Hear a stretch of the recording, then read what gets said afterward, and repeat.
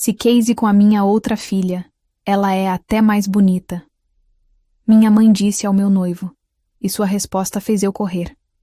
Retornei, apenas 3 anos depois, e quem estava ao meu lado deixou todos pálidos.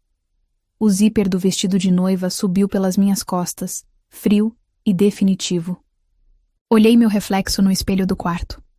A Luana, que me encarava de volta, era uma noiva de revista. Cabelo loiro curto arrumado com esmero. Um vestido branco que custou mais do que o meu primeiro carro. E por trás das lentes dos meus óculos, um olhar que deveria ser de pura felicidade. Mas não era. Havia uma peça faltando no quebra-cabeça, um ruído baixo e constante no fundo da minha mente que eu vinha ignorando há meses. Meu noivo, Pierre, era o que toda mãe chamaria de partido, perfeito, bonito, com seu cabelo também loiro e olhos azuis penetrantes, charmoso e com uma carreira em ascensão em uma grande empresa. Ele dizia que me amava, e eu acreditava. Ou melhor, eu me forçava a acreditar. Eu o amava. Mas nosso amor parecia um roteiro que todos ao nosso redor tinham escrito para nós. Principalmente meus pais. Minha mãe entrou no quarto, ajeitando a sua própria roupa, mais preocupada com a impressão que causaria nos convidados do que com o meu estado emocional. Luana, endireite os ombros. Você parece nervosa. Ela disse, com aquela voz que não era um conselho, mas uma ordem. Todos os olhos estarão em você e em nós. Este casamento é o nosso futuro. O nosso futuro. Ela sempre dizia isso. Desde que apresentei Pierre, seus olhos brilharam com cifras e status social. Meu pai era igual. Ele não via um genro, via um investimento. Lembro-me de uma noite, meses atrás, quando o ouvi dizendo à minha mãe no corredor: ele vai longe, esse rapaz.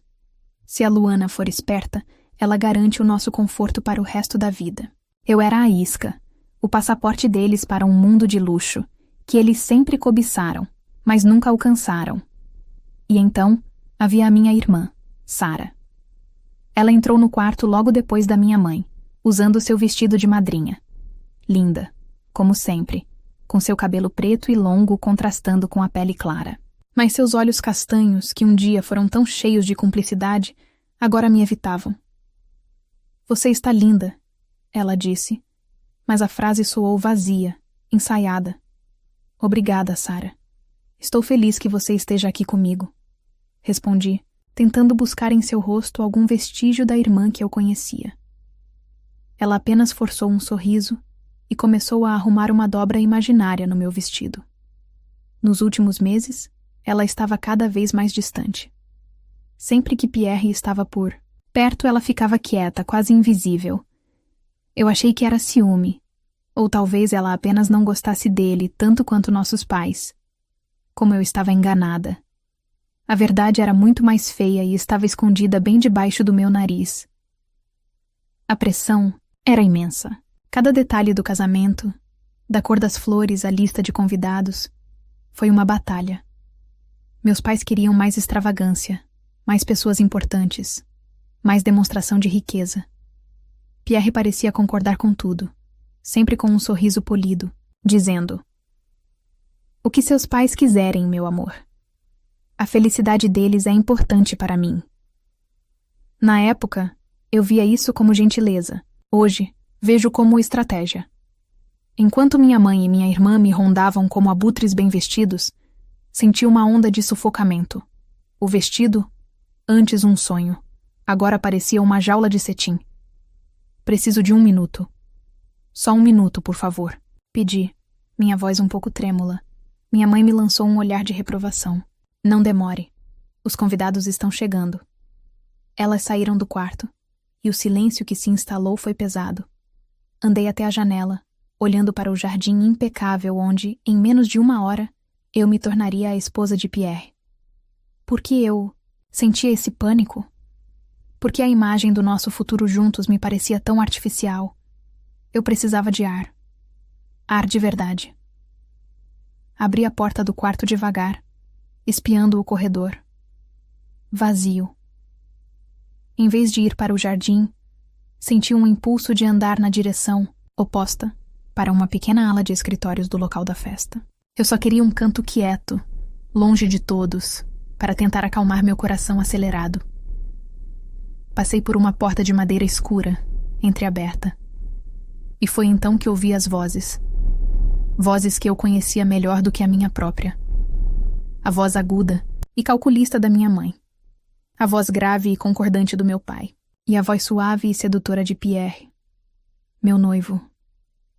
Meu corpo gelou. Eu não deveria estar ali, não deveria ouvir. Mas algo me prendeu ao chão, uma força invisível que sabia que o que quer que fosse dito naquela sala iria mudar tudo. Inclinei-me, com o coração batendo descontroladamente contra as costelas, e colei meu ouvido na fresta da porta. Pierre, querido, precisamos ter uma conversa séria. É para o bem de todos. Minha mãe começou, com um tom adocicado e perigoso. Claro, ele respondeu. Aconteceu alguma coisa? Não. Está tudo perfeito. Mas meu marido e eu estávamos pensando. Luana é uma boa moça, mas ela é teimosa. Tem as próprias ideias, questiona tudo. Você sabe como ela é com aqueles óculos e livros.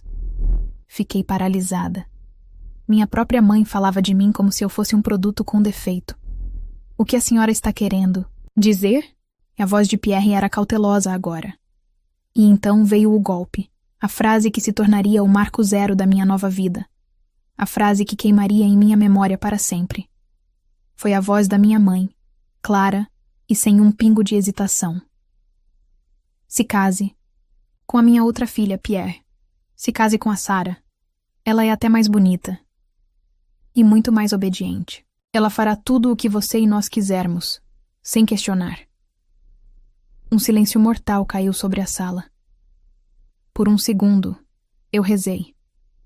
Rezei para que Pierre risse, para que ele os mandasse embora, para que ele defendesse a mulher com quem estava prestes a se casar. Rezei para que o homem que eu achava que amava existisse. Mas a resposta que veio, depois daquela pausa que durou uma eternidade, não foi a dele. Foi a do meu pai. É uma excelente ideia.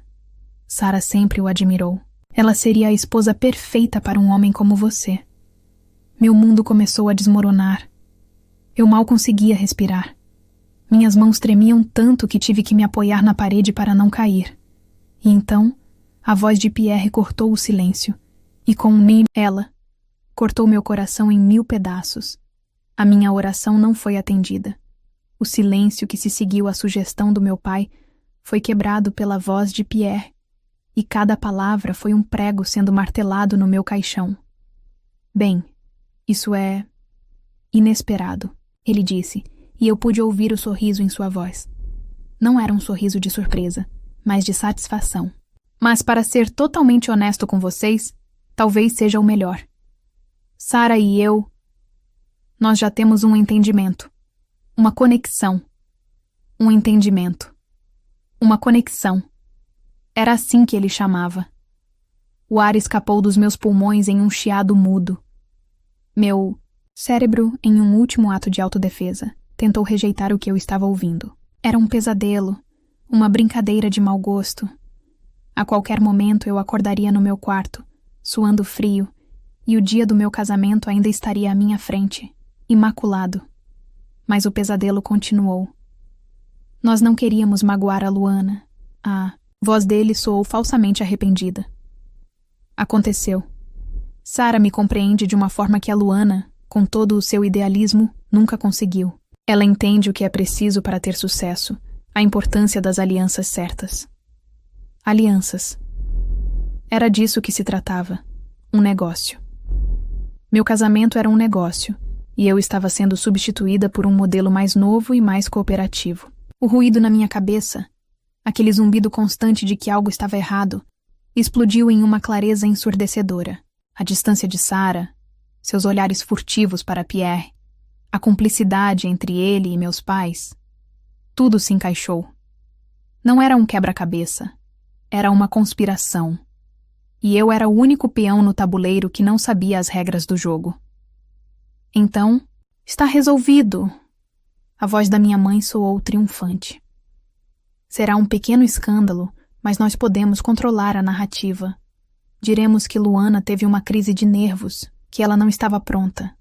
Coitada. Enquanto isso, o casamento continua. Sara já está pronta. Ela pode usar um dos vestidos de festa.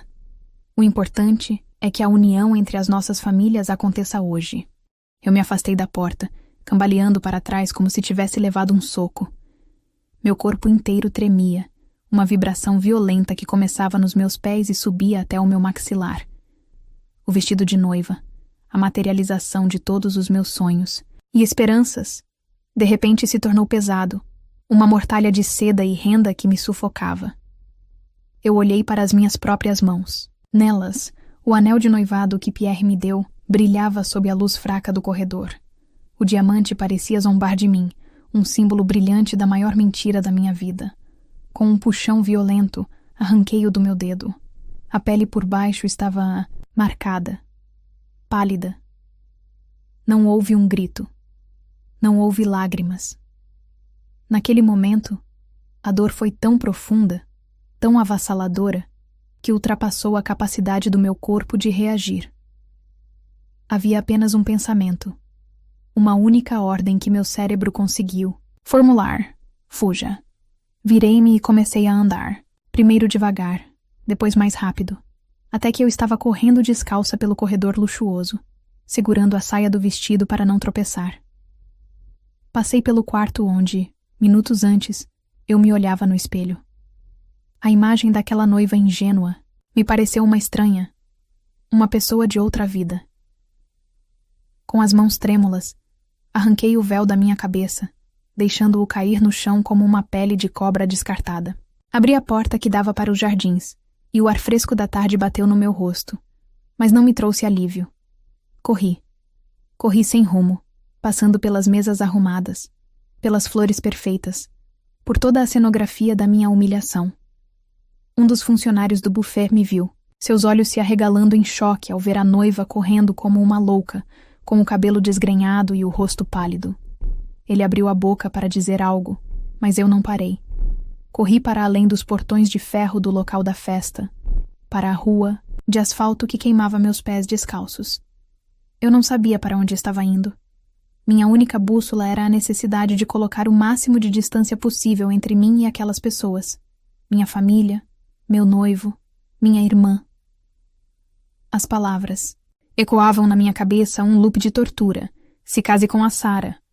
Ela é mais bonita. Nós já temos um entendimento. Continuei correndo até que meus pulmões ardessem e minhas pernas fraquejassem. Parei em um ponto de ônibus, ofegante, com o coração parecendo que ia explodir para fora do peito. As pessoas me olhavam, cochichavam. Uma noiva fujona, abandonada no altar. Era o que eles deviam pensar. A verdade era infinitamente pior. Eu não fui abandonada. Eu fui trocada. Vendida. Descartada. O primeiro ônibus que parou, eu entrei. Não olhei o destino. Entreguei ao motorista o pouco dinheiro que tinha na pequena bolsa que eu ainda segurava, por puro reflexo, e me joguei em um assento no fundo, perto da janela. O tecido áspero do banco arranhou minhas costas nuas. Enquanto o ônibus se afastava, eu via pelo vidro sujo os bairros da minha cidade passando, os lugares da minha infância, da minha vida inteira. Cada esquina guardava uma memória que agora estava envenenada. O parque onde Pierre me pediu em casamento, a sorveteria onde eu e Sara dividíamos segredos, a rua da casa dos meus pais, o lugar que eu chamava de lar e que se revelou um ninho de traidores.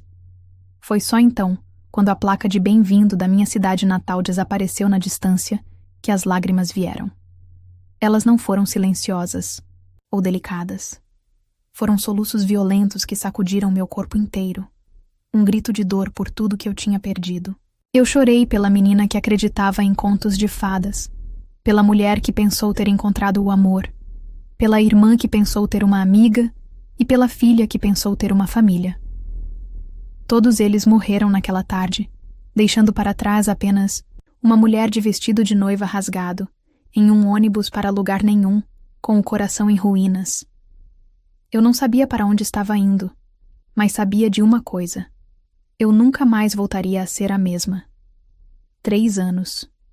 No grande esquema do universo, 3 anos são um piscar de olhos. Para mim, foram uma eternidade e uma nova vida inteira.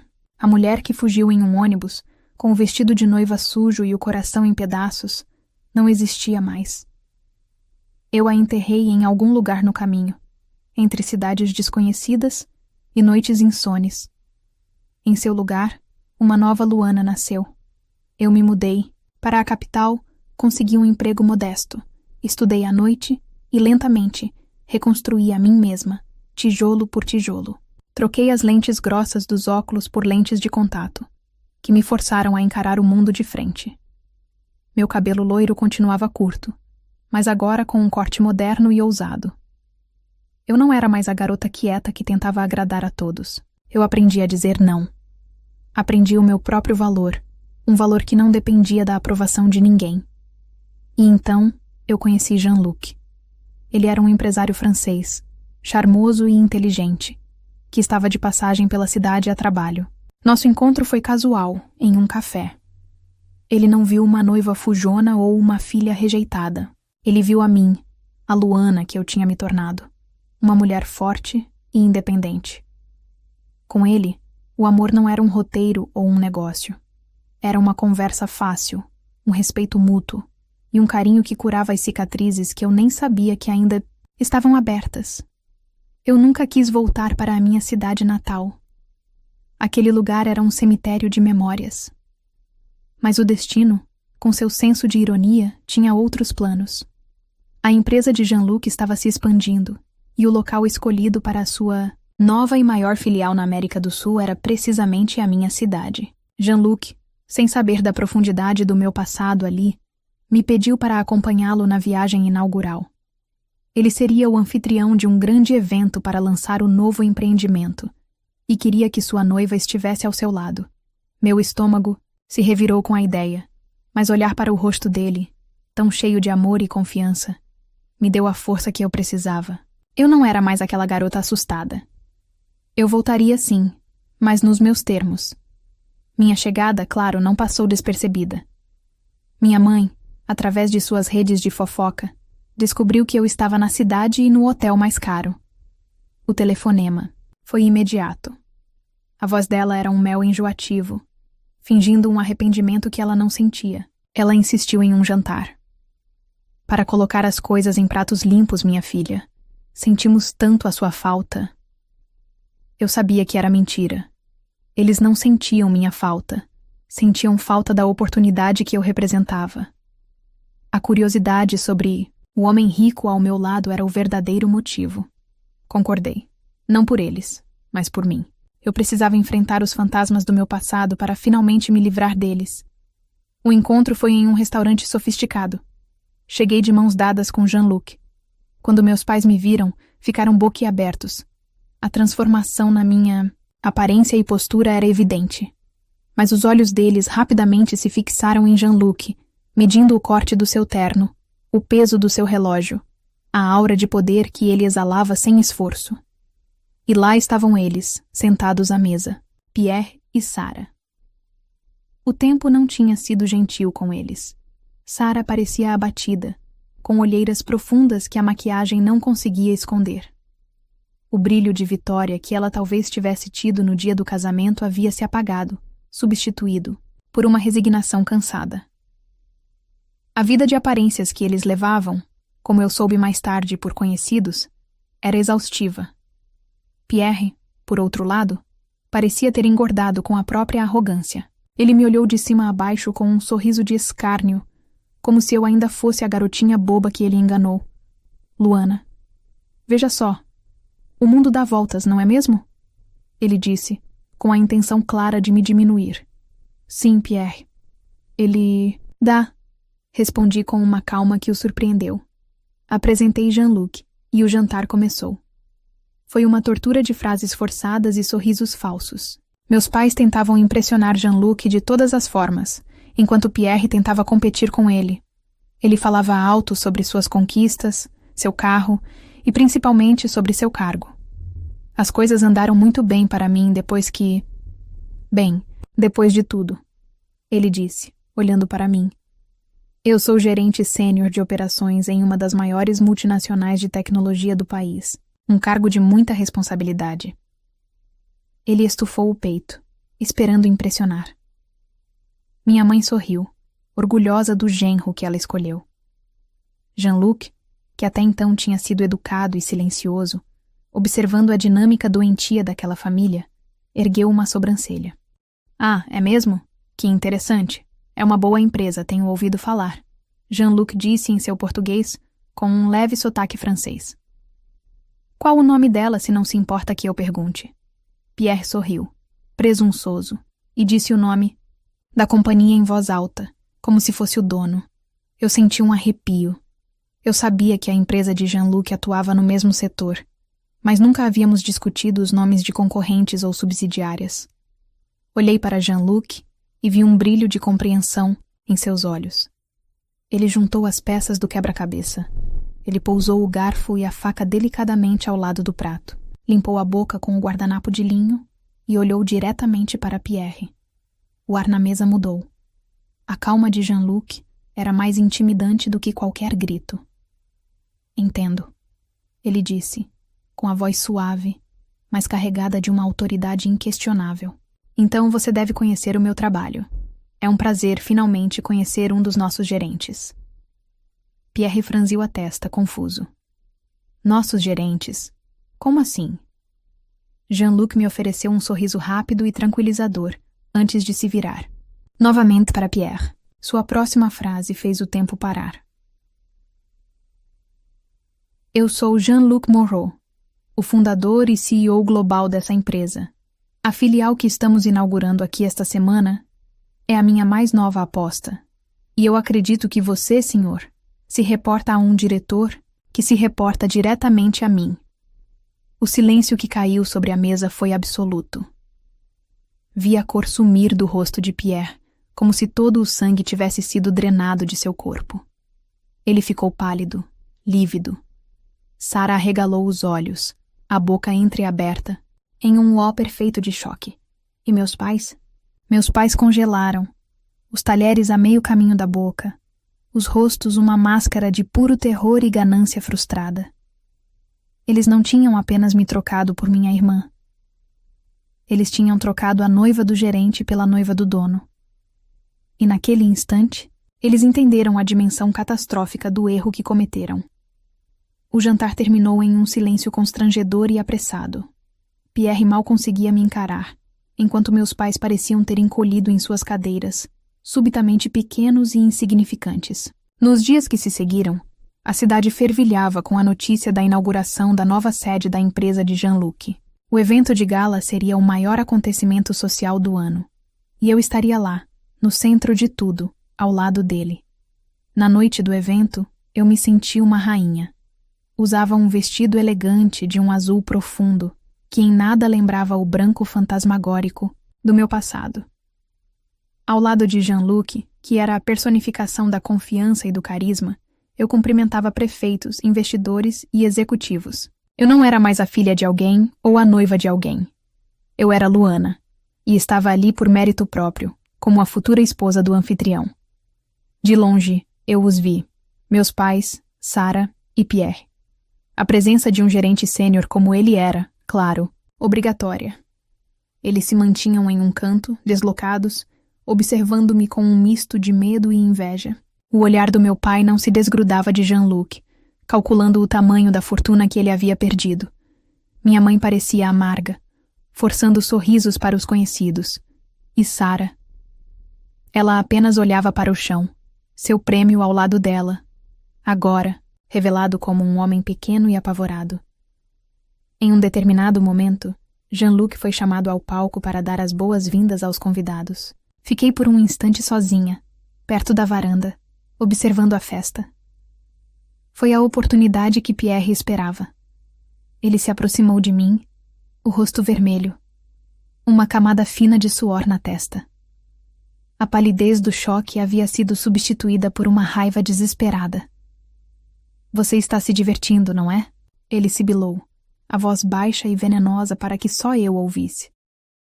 Deve se sentir muito poderosa, tendo o chefe de todos na palma da sua mão. Mas você não me engana, Luana. Eu o encarei, sem uma gota do medo que ele esperava ver. Eu não sei do que você está falando, Pierre. Ah, você sabe. Ele deu um passo à frente, invadindo meu espaço pessoal. Você planejou tudo isso. Voltou aqui para se exibir, para me humilhar. Mas quer saber a verdade? Você pode usar as roupas que quiser, mas continuará sendo a mesma garotinha assustada e instável que fugiu do próprio casamento. A noiva, fujona, nada vai mudar isso. Suas palavras eram cruéis, desenhadas para me ferir, para me levar de volta àquele corredor, àquela dor. Mas a mulher que ele estava atacando não existia mais. Eu apenas o olhei com uma mistura de pena e desprezo. Você terminou? Perguntei com frieza. Minha calma o enfureceu ainda mais. Ele abriu a boca para dizer algo pior, mas uma voz tranquila e firme o interrompeu. Eu acredito que sim. Ela terminou de ouvir o que você tinha a dizer. Jean-Luc estava parado ao meu lado. Ele não tinha ouvido tudo, mas ouviu o suficiente. Seu braço envolveu minha cintura de forma protetora. Ele não olhava para mim. Seus olhos estavam cravados em Pierre, e neles não havia raiva, apenas uma decepção gélida e cortante. Pierre empalideceu novamente, gaguejando. Senhor Moreau, eu só estava conversando com a Luana.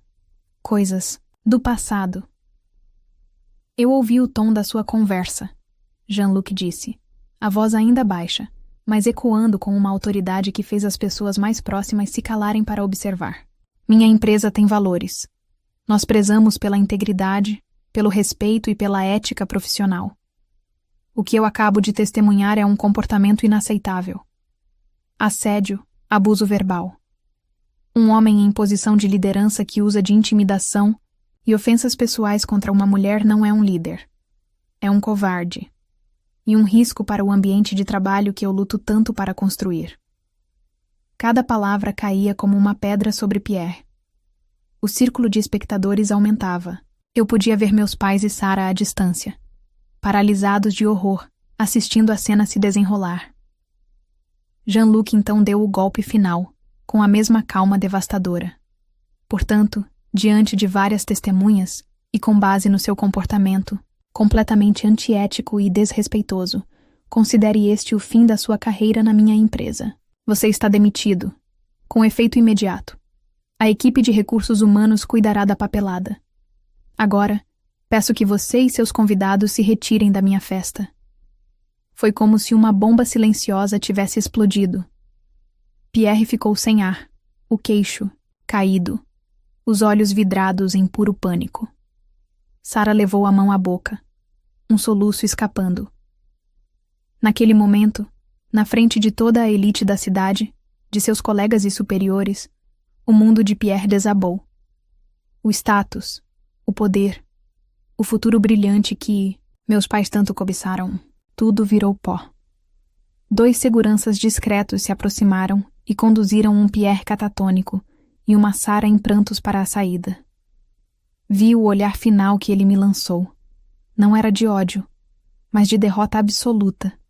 Enquanto eles desapareciam, meu olhar encontrou o dos meus pais. Eles me encaravam do outro lado do salão, pálidos como fantasmas. Em seus rostos, a compreensão terrível do que haviam feito. Eles não tinham apenas escolhido a filha errada. Eles tinham apostado tudo no cavalo perdedor e, no processo, destruíram qualquer chance de redenção. Eles se viraram e saíram de fininho, humilhados. Eu respirei fundo. Um sopro de ar que parecia ser o primeiro em 3 anos. Não senti uma alegria cruel. Não senti um prazer na desgraça deles. O que eu senti foi justiça. Senti o peso de uma montanha sendo retirado das minhas costas. Senti paz. Jean-Luc se virou para mim, seu rosto suavizando-se. Você está bem, meu amor? Eu olhei para ele. Para o homem que não me salvou com seu dinheiro ou poder, mas com seu caráter. Ele me defendeu. Não porque eu era fraca, mas porque eu merecia respeito. Ele me valorizou. Com um sorriso genuíno, o primeiro que não carregava, Nenhuma sombra do passado, eu segurei sua mão. Agora eu estou. Juntos, demos as costas ao drama e voltamos para a nossa festa, para o nosso futuro. A justiça não tinha sido um ato de vingança, mas de superação. E pela primeira vez, em muito tempo, eu sabia que estava exatamente onde deveria estar.